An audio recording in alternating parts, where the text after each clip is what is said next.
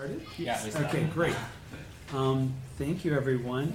Tonight we're reading the Blessings of the Lotus Sutra, the Gosho. Okay, before we do the Gosho lecture from Teachings for Victory by Daisaku Ikeda, it will be starting on page 85, the Blessings of the Lotus Sutra, next week. We're going to try and get through the whole Gosho this week. As always, we start with the background first. This is on page 667. The background is on page 673. All right, so this is the Blessings of the Lotus Sutra from Volume 1, page 667. The background starts on page 673. We will begin reading the background. The background. This letter was written at Minobu in the intercalary third month of the second year of Kinji and addressed to Miyomitsu, a believer who lived at Kuwagayatsu in Kamakura. While detailed information about Miyomitsu is not available, it appears that he and his wife frequently made offerings to the Daishonin at his small dwelling in the wilderness of Mount Minobu. So this would have been after Sato Island, right? Around the time this letter was written, the number of converts was growing due to the propagation efforts led by Nikko Shonin, the Daishonin's closest disciple in Soruga and other provinces. In Kamakura as well, lay believers had become more active in propagation. However, as the number of new believers increased, so did government repression. But Miyomitsu and his wife, with other followers centering around Shijo Kingo, remember when we were talking about last week, Hero of the World, how significant the life of Shijo Kingo is based on who he was and then what the result of his faith and his practice was. But Miyomitsu and his wife, along with other followers centering around Shijo Kingo, maintained their sincere faith in the Daishonin's teaching.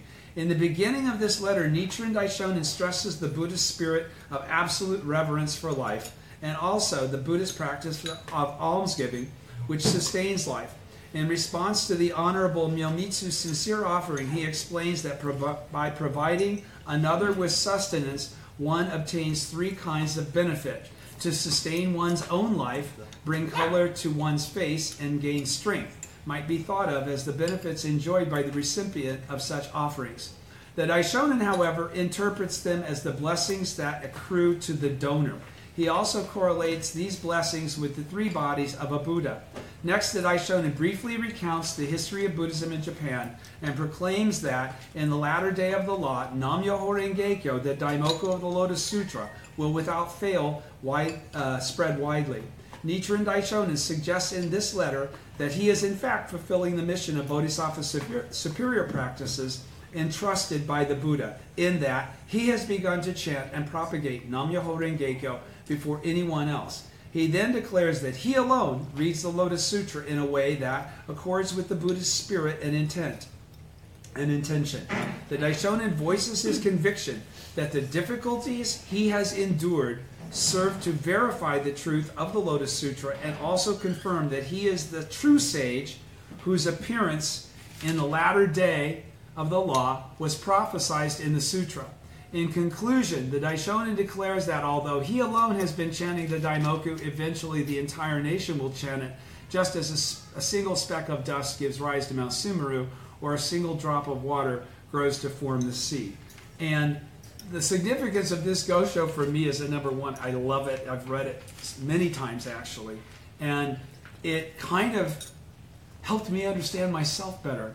Because I'm sure there are some people that practice this Buddhism that encounter this law of Nam-myoho Renge-kyo.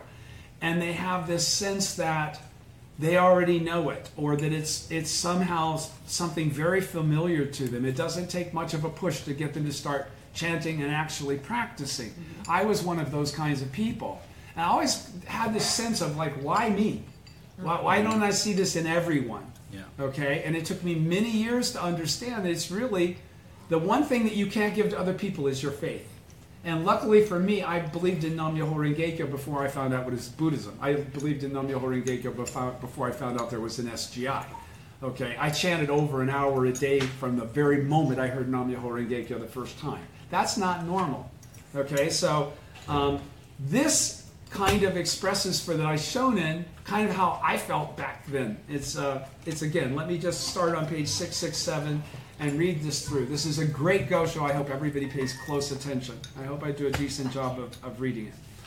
I have received the 5,000 blue duck coins you sent. The first of the 5 precepts is not to take life, and the first of the 6 paramitas is that of almsgiving. The 10 good precepts, the 250 precepts, the 10 major precepts, and all other rules of conduct begin with the prohibition against the taking of life.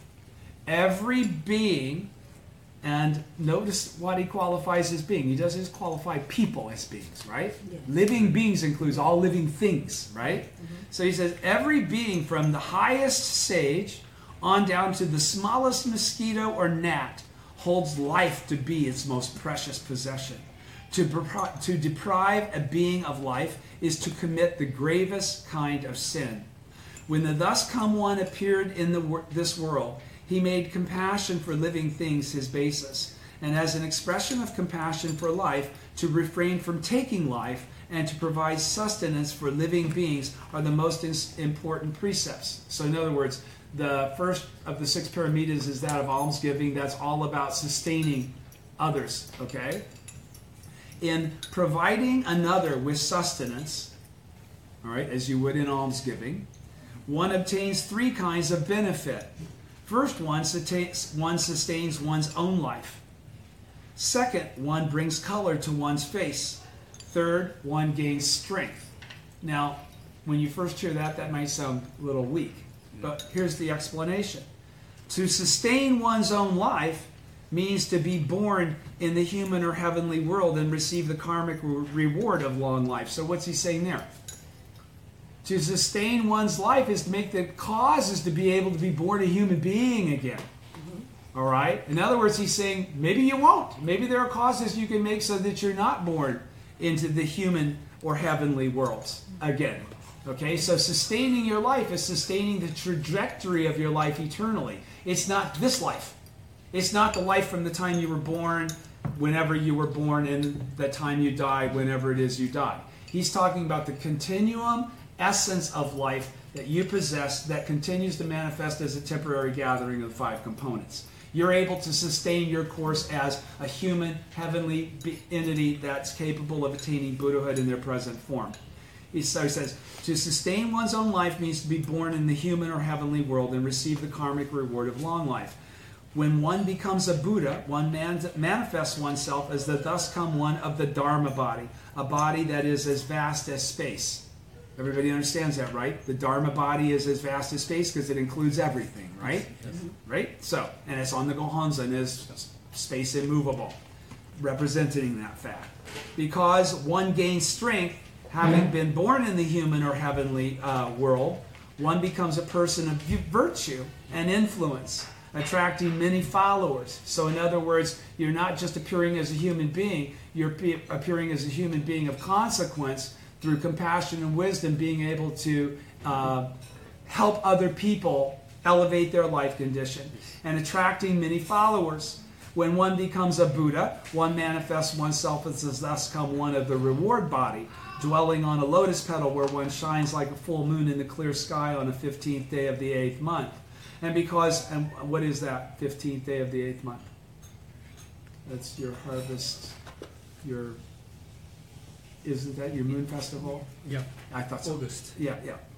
And because that has to do with the calendar, or the lunar year. No. Lunar calendar, right? Yeah. And because one brings color to one's face, having been born in the human or heavenly world, one acquires the 32 features and becomes as graceful and dignified as a lotus flower. When one becomes a Buddha, one displays oneself as the Thus Come One of the manifested body and comes to resemble Shakyamuni Buddha. If we inquire into the origin of Mount Sumeru, everybody knows what Mount Sumeru is, right? Yeah. Okay, so tall that it's too big for the earth, actually. If we inquire into the origin of Mount Sumeru, we find that it began with a single speck of dust. And likewise, the great ocean began with a single drop of dew. One added to one becomes 2. 2 becomes 3, and so on to make 10, 100, 1,000, 10,000, 100,000, or an asamyak. Yet one is the mother of all.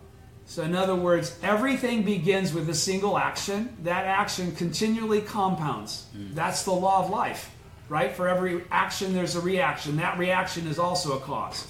That just created another reaction. That's also a cause. That just created another reaction. That's also a cause. Do you understand?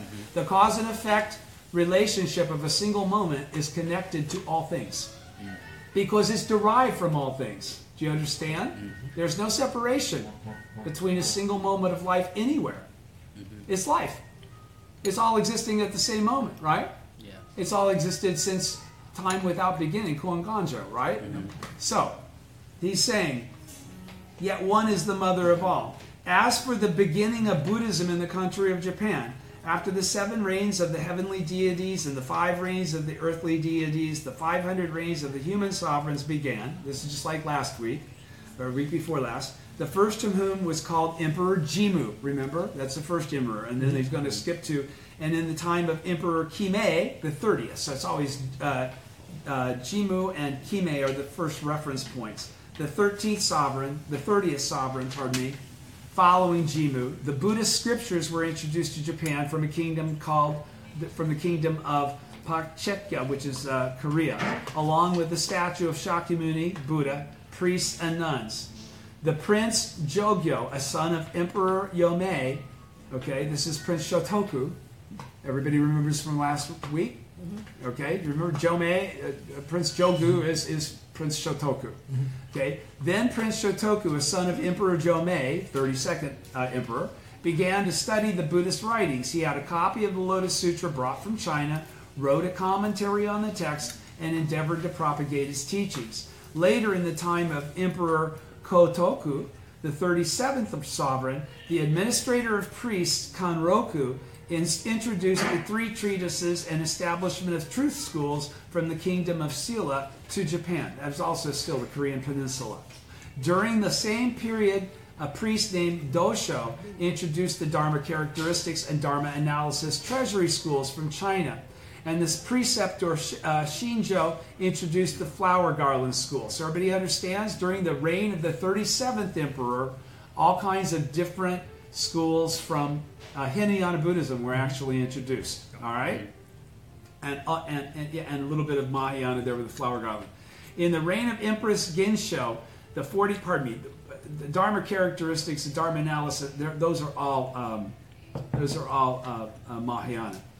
In the reign of Empress Gensho, the 44th sovereign, an honorable monk from India, introduced the Mahayana Sutra, true word.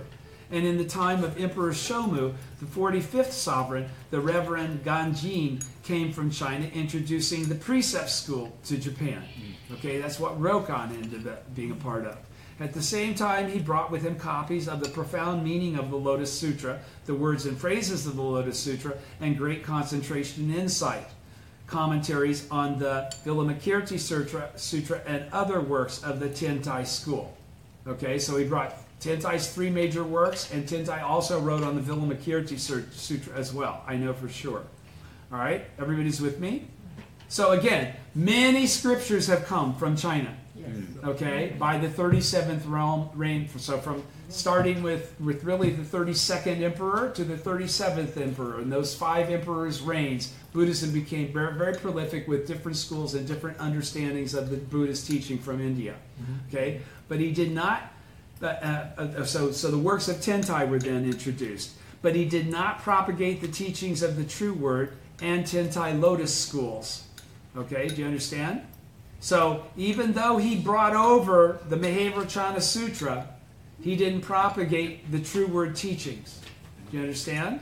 All right, so in the reign of Emperor Kamu, the 50th sovereign, there was a young priest named Saicho. Who's Saicho? Dengyo. Okay? There was a young priest named Saicho who was later to be known as the great teacher Dengyo. Before going to Tang, China, he spent 15 years studying on his own the writings and commentaries of the True Word and Tentai schools.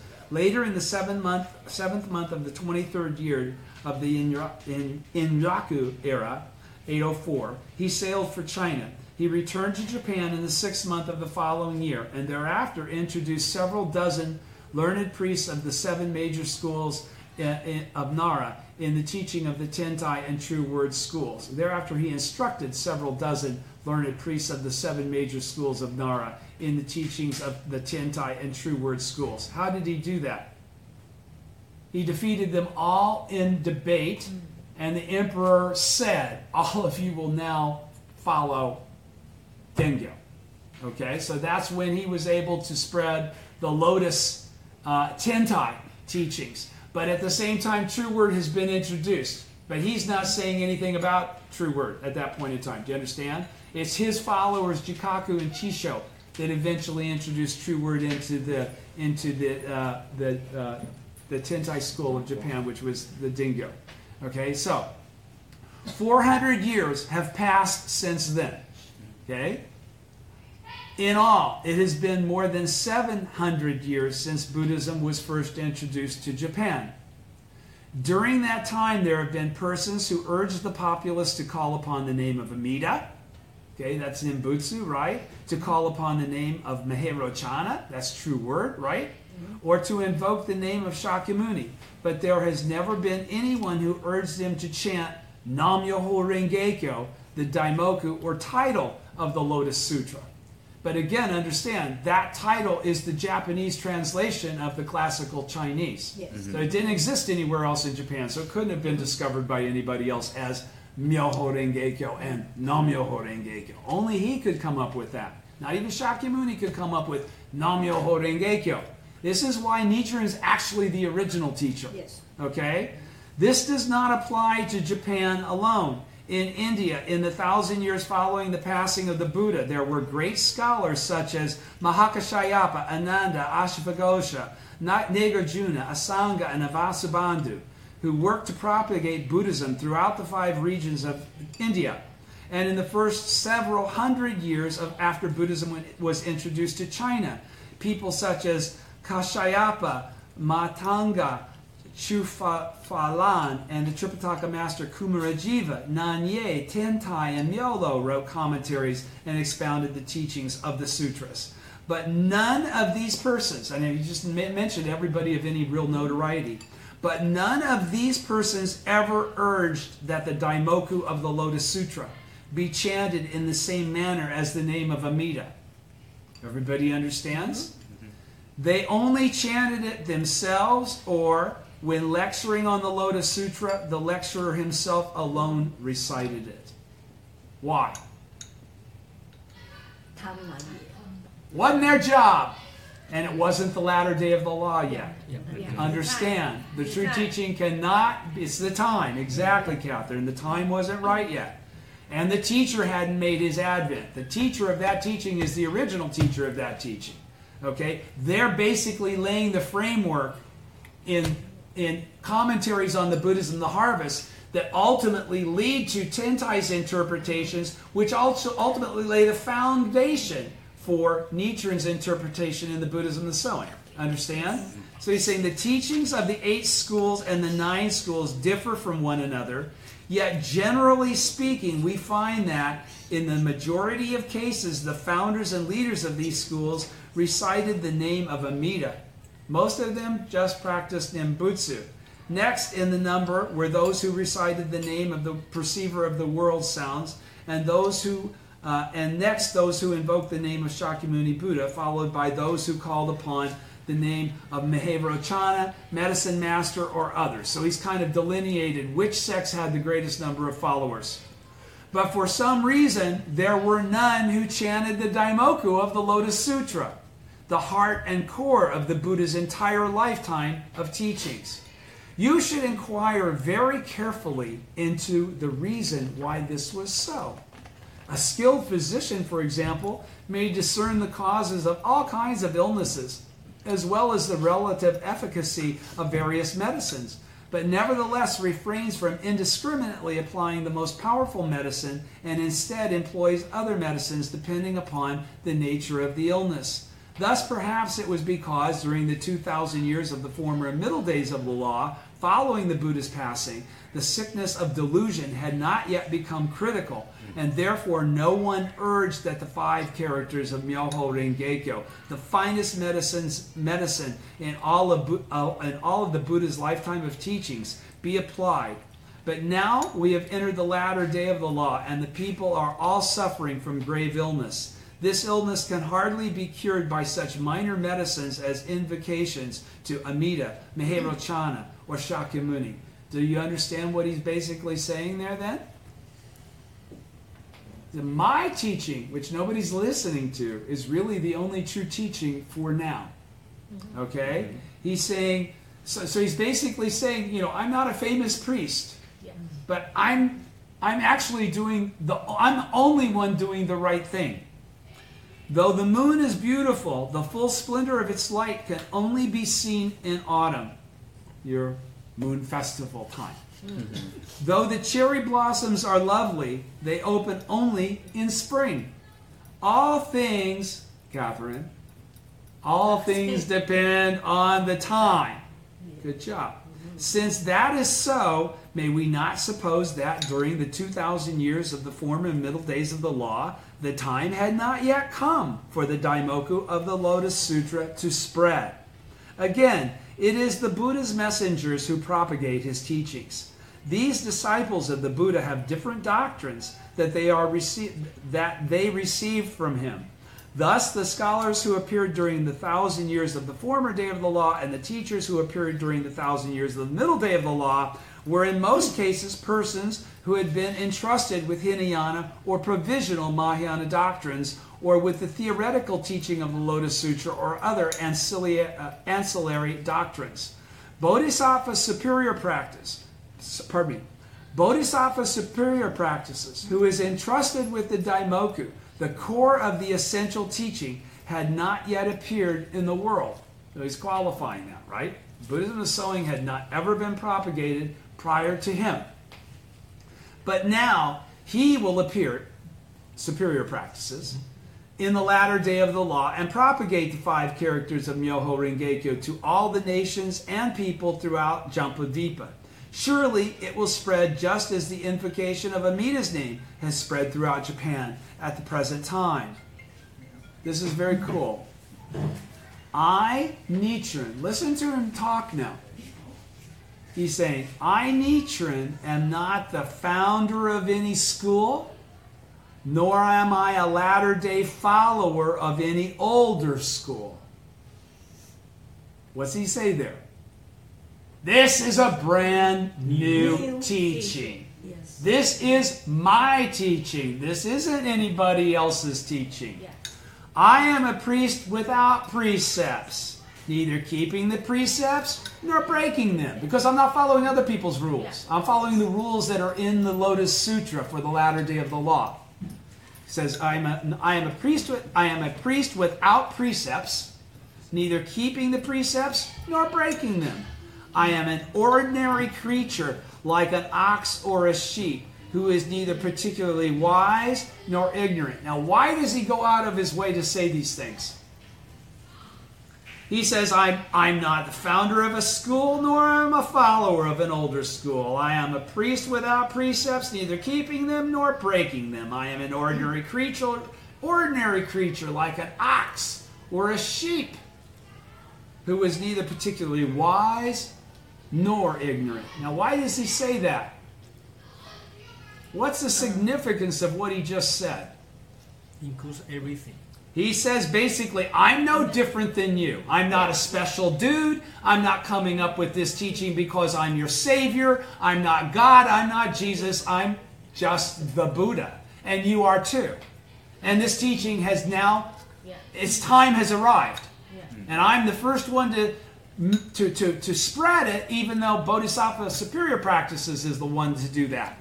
So he's almost alluding to, since I'm the one doing that, I'm Bodhisattva superior practices. But again, don't get hung up into this identity. These are all temporary significance. Think of this in terms of original teacher, your original disciples. He's explaining to you what your path has been for all these eons in reality. Okay? Why did I first begin to chant as I do? Why do any of us? Bodhisattva superior practices. Why do any of us continue when so many others hear it, won't even say it, let alone continue for year after year after year to devote their life to it? Okay? So he says, why did I first begin to chant as I do? Bodhisattva superior practices is the one destined to make his advent in the world to propagate the 5 characters of Myoho Renge-kyo. I guess he will have to be Japanese then.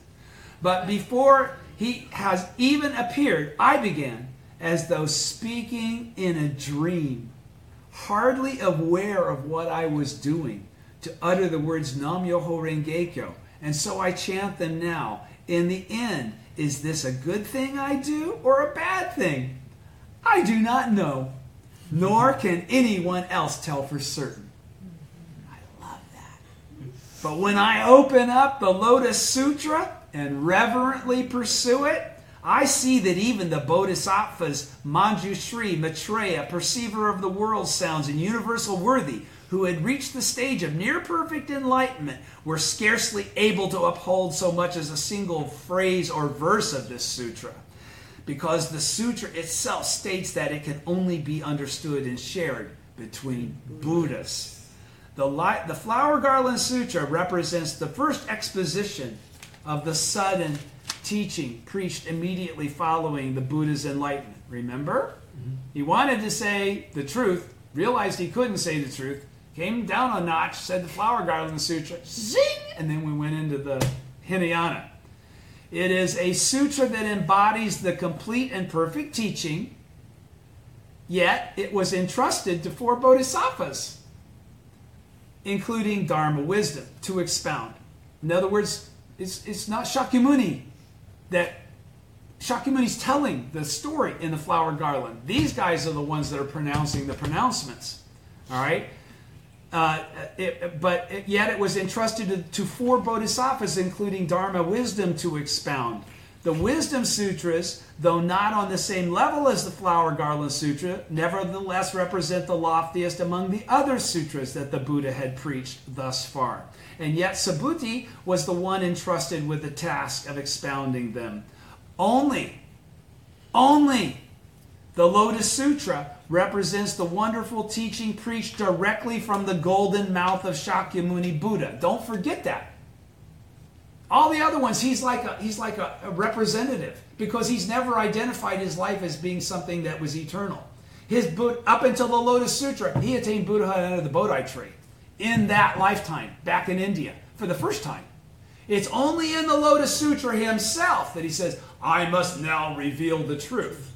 And he talks about the fact that it's been numberless major world system dust particle kalpas since he's in fact attained Buddhahood, right? So he says, only the Lotus Sutra represents the wonderful teaching preached directly from the golden mouth of Shakyamuni Buddha, who is perfectly endowed with the 3 bodies. So Nichiren realizes this, that these other schools are all following teachings that are not taught by Shakyamuni. They're sutras that were taught by other Buddhas that Shakyamuni fronted for. Okay? Therefore, even Universal Worthy and Manjushri were hardly able to expound so much as a single phrase or verse of it. How much more difficult then must it be for us, who are no more than ordinary people living in this latter age, to embrace even 1 or 2 words of this sutra? But if we're able to even do those 1 or 2 words, what does Shakyamuni say about us? We've already served 10 billion Buddhas. All right? Because the founders of the various schools read the Lotus Sutra, their respective disciples all assumed that their own teacher had grasped the sutra's heart. However, if we look carefully into the essence of the matter, we find that the great teacher Su-in read the Lotus Sutra while making the Profound Secret Sutra and the Treatise on the Consciousness-Only Doctrine his teachers. And the great teacher Chia-Xiang read the Lotus Sutra while making the Wisdom Sutras and the Wisdom Sutras and the Treatise on the Middle Way his teachers. Men like Tu Shun and Fa Zan read the Lotus Sutra while making the Flower Garland Sutra and the commentary on the 10 Stages Sutra their teachers. And Shanwue and Qing Kang Chi and Pukung read the Lotus Sutra while making the Mahevrochana Sutra their teacher. All these men thought they had read the Lotus Sutra, but in fact, they had not read so much as a single phrase or verse of it. In the end, it is as the great teacher Dengyo meant when he said, though he praises the Lotus Sutra, he destroys its heart. They were like non-Buddhist believers who, though they read the Buddhist sutras, interpret them to be the same as non-Buddhist teachings, or like bats that, in their blindness, mistake day for night. Or they were like a red-faced man who, looking into a clear mirror, supposes that the whole mirror has turned red. Or like a round-faced man who, seeing his reflection in a narrow sword blade, thinks that his face has become long and thin. In other words, delusion, distorted mind, incapable of seeing the truth as it's right in front of them. That's karma. Do you understand? The reason we can uphold one or two words is because of karma.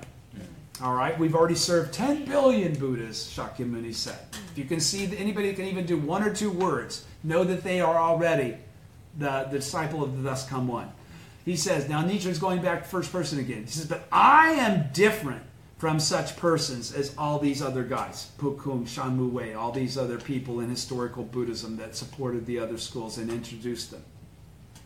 But I am different from such persons. I firmly uphold the teaching that the Lotus Sutra is supreme among the sutras the Buddha has preached, now preaches, or will preach. Where does he get that? Why does he say, I uphold the teaching that the Lotus Sutra is supreme among the sutras the Buddha has preached, now preaches, or will preach? Where did he get that teaching?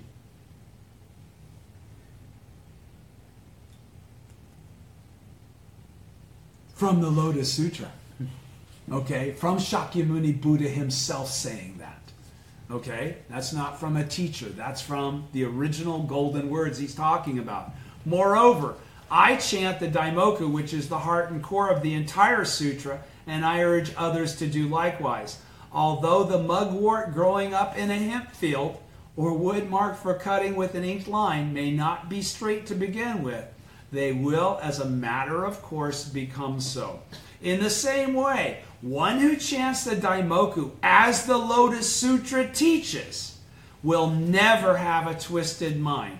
For one should know that unless the mind of the Buddha enters into our bodies, we cannot, in fact, chant the Daimoku. So, if you practice sincerely with your whole life, you never have to worry about whether or not, when you're in the 9 worlds, you have a twisted mind. That is not what a twisted mind is. It has nothing to do with secular events or circumstances. A twisted mind is all of these dudes. All of these dudes that in the face of the Lotus Sutra never listen to the words of the Lotus Sutra when it says this is the highest teaching ever preached, will be preached, has been preached. Do you understand? That's what he's talking about when he's talking about twisted mind. In the same way, one who chants the Daimoku as the Lotus Sutra teaches will never have a twisted mind. Why? Because they've already served 10 billion Buddhas. For one should know that unless the mind of the Buddha enters into our bodies, we cannot in fact chant the Daimoku. So as long as you chant the Daimoku, you're good enough. You don't have to get better. You don't have to perfect shit. You have to become wise to the truth.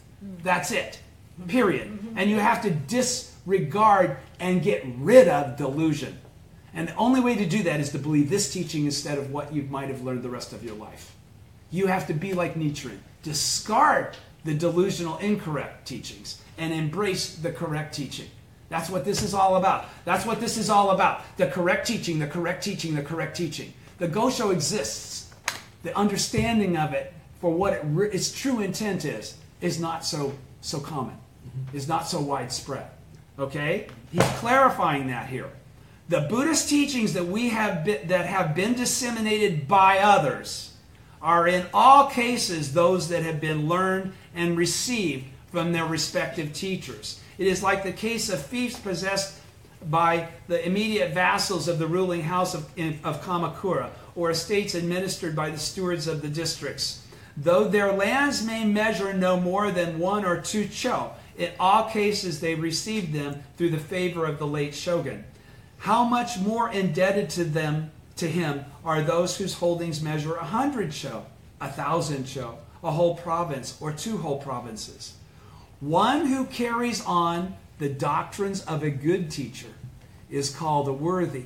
What's the difference between a worthy and a sage? You remember? He's going to tell us now if you don't remember. A worthy is taught, a sage doesn't have a teacher. A sage is process of realization. One who carries on the doctrines of a good teacher is called a worthy. One who realizes the truth for oneself without the aid of a teacher is called a sage. In the lands of India, China, and Japan, since the passing of the Buddha, there have been 2 sages. They were Tentai and Dingyo. These 2 men deserved to be called sages. They also deserved to be called worthies.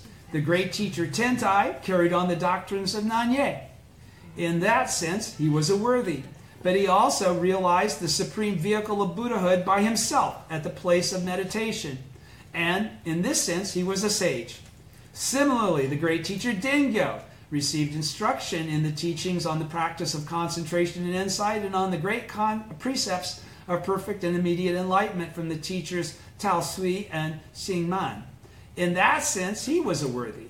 But even before he journeyed to China, while still in Japan, he had already understood and mastered all the doctrines of the true word and the concentration and insight Tentai schools without the aid of a teacher, and had come to realize that the wisdom of the Tentai school surpassed that of the 6 or 7 schools of Nara. In this sense, he was a sage. Everybody with me? Yes. Okay. And so, because what's the Daishonin really expressing here? He's saying, these dudes did it, I have too. My teaching's a whole, I wasn't taught Nam-myoho Renge-kyo. That's what he's saying. Mm-hmm. I realized this myself. That doesn't mean it's invalid. Tentai realized things himself. Nagarjuna realized things himself. Dengyo realized things himself. There's nothing wrong with me realizing things myself. That doesn't mean they're not true. They're predicated on the direct lineage of the teaching of the Lotus Sutra. Do you understand? So, all of these guys that he said are correct. All had things that were additions, but they came from their own life. Right? Do you understand? So it is that one of the Confucian classics declares, those who are born with an understanding of this are the highest. Highest indicates a sage. Those who study and thereby reach this understanding are the next. Next indicates a worthy. And one of the Buddhist sutras contains the passage, in my religious practices, I am without the aid of a teacher. Shakyamuni, the Lord of Teachings, is the foremost sage in this Sahe world. Tentai and Dingyo were both sages as well as worthies. Ashvaghosha and Nagarjuna, Asanga and Vasubandhu, and Lao Tzu and Confucius were all both sages and worthies of either the Hinayana teachings, the provisional Mahayana teachings, or the non-Buddhist teachings. However, none of them was a sage or worthy of the Lotus Sutra. Okay? Now, I am neither a sage nor a worthy man. I neither adhere to the precepts, nor am I without precepts. I neither possess wisdom nor lack it. Nevertheless, I was born some 2,220 years after the Buddha's passing in the last 500-year period when the Daimoku of the Lotus Sutra is destined to spread. Before any other person of the various schools, whether here in Japan or in the far-off lands of India and China, could begin to invoke the Daimoku, I began chanting Nam-myoho Renge-kyo in a loud voice and have continued to do so for more than 20 years. He just declared himself a sage. Do you understand? Yeah. During that time, I have been cursed and beaten, and at times have sustained injury. Twice I have been exiled. Once I was condemned to death, and the other great trials that I have suffered are too numerous to mention. I have been like a soybean tossed into a large pot of boiling water, or a large fish in a tiny puddle. The Lotus Sutra says, since hatred and jealousy toward this sutra abound even when the thus come one is in the world, how much more will this be so after his passing? It also states it will face much hostility in the world and be difficult to believe. And it says there will be many ignorant people who will curse and speak ill of us and will attack us with swords and staves, with rocks and tiles. Again and again we will be banished. So the Lotus Sutra says that, right? Yes. Yep. Has anybody ever fulfilled that? No. Nope. So he says, if I, Nichiren, had not been born in the land of Japan, then these passages of the sutra would have been mere words on the Buddha's part, empty of all significance. They would have been like blossoms that open but form no fruit, or thunder that rumbles but never ushers in rain. These golden words of the Buddha would have been in vain, and the Lotus Sutra, which speaks honestly, would have been found to be tainted with great falsehoods. When I consider all this, it seems to me that I must equal the sages, Tentai and Dengyo, and that I stand above Lao Tzu and Confucius. And those are some bold words to state at his time, but he's saying straight up, man, if the teachings that they taught are true, then I'm right there with them. Yeah. He says, in this entire country of Japan, I am the only one who has been chanting Nam-myoho Renge-kyo. I am like the single speck of dust that marks the beginning of Mount Sumeru, or the single drop of dew that spells the start of the great ocean. Probably 2 people, 3 people, 10 people, 100 people will join in chanting it until it spreads to 1 province, 2 provinces, and all the 66 provinces of Japan, and reaches even to the 2 islands of Iki and Tsushima. Those persons who have spoken slanderously of me will in time chant in the same way. And everyone from the ruler on down to the multitude of common people will, as described in the Supernatural Powers chapter of Lotus Sutra, chant Nam-myoho Renge-kyo with a single voice. Why is he able to say that with certainty? Why is he able to say those persons who have spoken slanderously of me will in time chant in the same way, and everyone from the ruler on down to the multitude of common people will, as described in the Supernatural Powers chapter, Lotus Sutra, chant Nam-myoho Renge-kyo with a single voice? Can you think of why that would be? Because all the people that have slandered or spoken ill of him have heard that. Why do they speak ill of him? Because he's teaching this teaching that he's made up. And he's teaching this teaching called Nam-myoho Renge-kyo. He's telling everybody to chant Nam-myoho Renge-kyo. So all the people that are slandering and speaking ill of him, why are they speaking ill of him? Because he's teaching Nam-myoho Renge-kyo. So they're hearing Nam-myoho Renge-kyo. They have to have heard Nam-myoho Renge-kyo to cop an attitude about it, right? Even if they're hearing, oh, don't do that. Somebody said what he was doing in the first place, that they say don't do that too. What has already happened when that occurs? They have heard the name and the words of the truth. They are no longer Buddhas in theory. They are Buddhas in actuality. They are on the path. The poison drum has already begun. Every single one of them, just like never disparaging. The people that never disparaging encourage, every single one of them became Buddhas. That's what he's talking about. He's saying, with all certainty, every single one of them will chant just like me. And they'll all attain Buddhahood. Even though they hate me. I don't give a shit if they hate me. That's cool. I got to uphold the correct teaching correctly. So he says, though the trees may desire to be still, the wind will not cease to blow. Though they may wish for spring to linger, it will give way to summer. Though the people of Japan think highly of the Lotus Sutra, because of their animosity toward me, the priest Nichiren, they refuse to chant Nam-myoho Renge-kyo. But when invaders from the great kingdom of the Mongols strike once or twice again, as they did at Iki and Tsushima, attacking and killing the men and taking the women prisoner, then when they battle their way as far as the capital Kyoto and the city of Kamakura, seizing the sovereign himself along with his high ministers and 100 officials, flinging them in the dirt before their oxen and horses and violently abusing them, how then will the people of Japan be able to keep from chanting Nam-myoho Renge-kyo? Now, you know what he's really talking about, right? Let me read this and I'll go back to my sense of what he's talking about there, and we'll see what President K says. In the past, when I was struck several times in the face with the 5th scroll of the Lotus Sutra. Who did that? You remember? Show up. This is all coming from the last Goshos that we all, these all Goshos are all running. If you remember what you already read, you're already adding to your depth of perception and understanding. He's saying, in the past, when I was struck several times in the face with the 5th scroll of the Lotus Sutra, I felt no resentment at all. In fact, I was actually delighted. For to be attacked in the manner described in the Never Disparaging chapter, to suffer assault as predicted in the Encouraging Devotion chapter, is indeed a high and precious honor.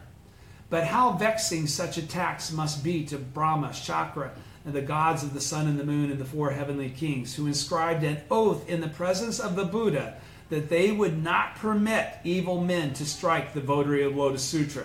It would be no small matter if those who slander me were to fail to incur punishment from the heavenly deities in their present existence. Not only will those deities who fail to punish them be destroyed throughout past, present, and future, but even now the Buddhas are surely taking account of their actions. And when that happens, it will be no fault of Nichiren's. Rather, by siding with those priests who slander the correct teaching, they are summoning great disaster upon themselves. So what did he just say there? I'll read it again. But how vexing such attacks must be to Brahma and Chakra, the gods of the sun and the moon, the 4 heavenly kings, who inscribed an oath in the presence of the Buddha that they would not permit evil men to strike the votary of the Lotus Sutra. It would be no small matter if those who slander me were to fail to incur. It would be no small matter if they're not punished. If they're slandering me and they're not punished, that would not be a small matter. That would be a grave problem for those deities that have already sworn to protect me. Right? So he's saying, not only will those deities who fail to punish them be destroyed throughout past, present, and future, but even now the Buddhas are surely taking notes. They're taking note of who's following the pledge that they made. So, but what is the significance of that? What does he qualify again in that paragraph? None of those deities are above us. We don't report to any of them. Do you understand? They're supposed to protect us. They're in trouble if they don't protect us. They're not greater than us. They're not gods. Please protect me. It's more like, it's your ass if you don't protect me. Yeah. And you must understand that. And that's the conviction you must have when you chant Daimoku. You are the Buddha, not them. Do you understand? They didn't attain Buddhahood yet. They can't hang. That's what the Lotus Sutra says. Oh, they all want to uphold it in the latter day of the law. They all pledge their willingness to. Shakyamuni says, sorry guys, you couldn't hang. Only my original disciples that I have been teaching for countless eons, countless asamya kalpas, are capable of holding this law after the 5th millennium. So, you are all very special, good, very strong people of faith. Okay.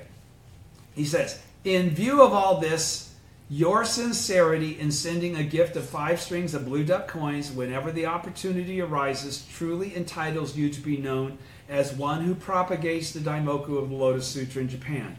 At first 1 person, then 2 persons, then 1,000, 10,000, 100,000, then all the people throughout the country come to chant the Daimoku. Before you know it, their blessings will accrue to you.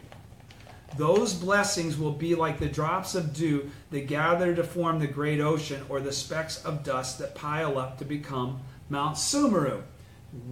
How is that? Why is that? Because if you're the Buddha, you share in all the blessings of all other Buddhas. All the Buddhas that you help become manifest by eliminating delusion and assuming their original state,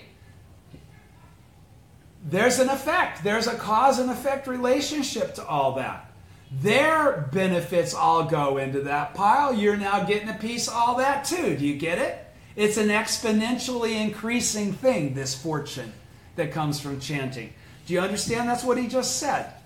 He's saying those blessings will be like the drops of dew that gather. If you're the first drop, you're the first speck of dust. It's because of your action that more dust is accumulated, more dew is accumulated. That's cause and effect. That affects your karma. You ultimately gain benefit from that by increasing the number of Buddhas that are actively in their Advent state, right? The 10 demon daughters in particular have vowed to protect those who embrace the Daimoku of the Lotus Sutra. It would follow that these deities must look upon you, the Honorable Myomitsu, and your wife as a mother looks upon an only child. They will prize you as a yak cherishes its own tail and watch over you day and night. How reassuring, how encouraging. There is much more I would like to say, but I do not have the time to go into detail. Please explain these things carefully to your wife. I do not write these words merely to flatter. I do not write these words merely to flatter. So when it applies to you, he's not blowing smoke when he's saying all this. This is the truth. You either have the wisdom to accept the truth coming from the original teacher or you don't. All right? He says, I do not write these words merely to flatter. The more gold is heated in the flames, the brighter will be its color. The more a sword is whetted, the sharper it will become. And the more one praises the blessings of the Lotus Sutra, the more one's own blessings will increase. Bear in mind that the 28 chapters of the Lotus Sutra contain only a few passages elucidating the truth, but a great many words of praise. We know that from reading it, right? Mm-hmm. It's praise, praise, praise, praise, praise, praise, praise, praise, praise, praise, praise, praise, praise. Right? Okay, so Nichiren, the 5th day of the intercalary month of the 3rd month, to the Honorable Kuwagayatsu Myomitsu. How are we doing on time?